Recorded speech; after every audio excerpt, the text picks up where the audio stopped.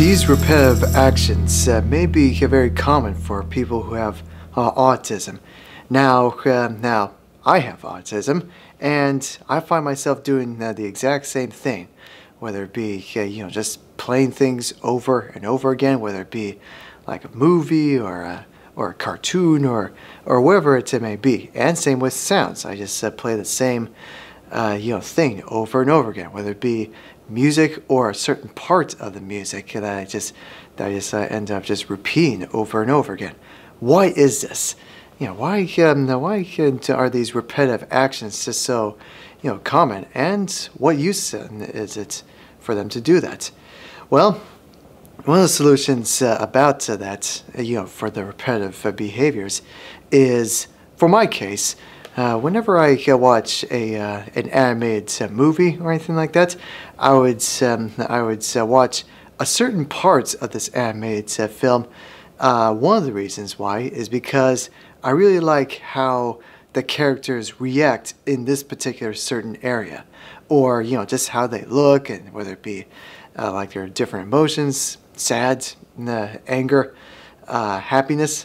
All these different kind of things that go on, and you can easily understand and identify with what's going on in these moments of the film. And next to that, so there was also things like in terms of sound. So like you just play that sound over and over again in movies and cartoons, and sometimes in TV shows now today, because you have the ability to rewind and fast forward and all these different cool stuff that you do nowadays. And it's almost the same thing. You can easily identify the facial expressions that go on.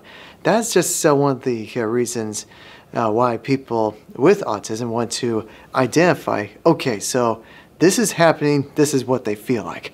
That's what they were trying to do, and try to observe, and also try to not just observe but also absorb.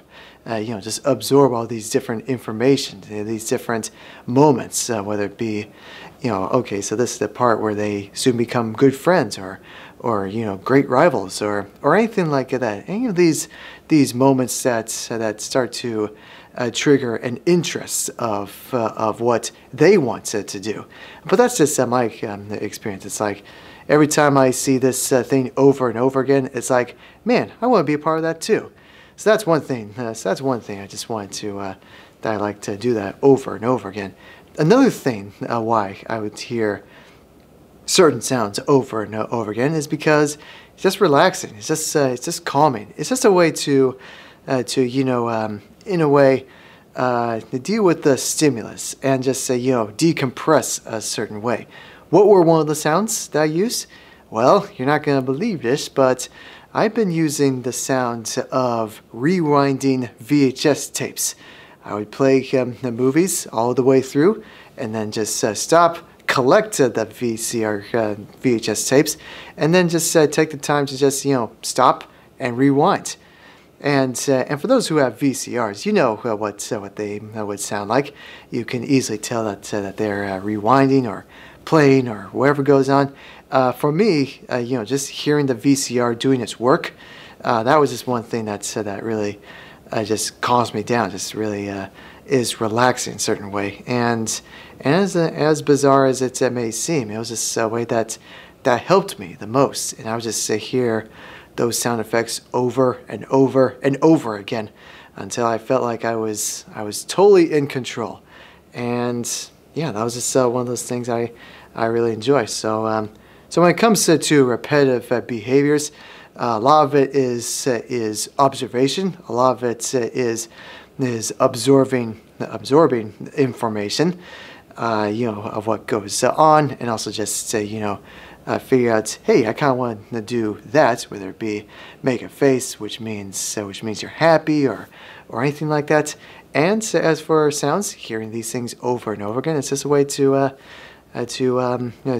calm down and to relax. And it is understandably takes a while to find a new sound that's really calming, or just expanding different genres of music or anything like that. So it takes its time to to expand when it comes to those certain areas.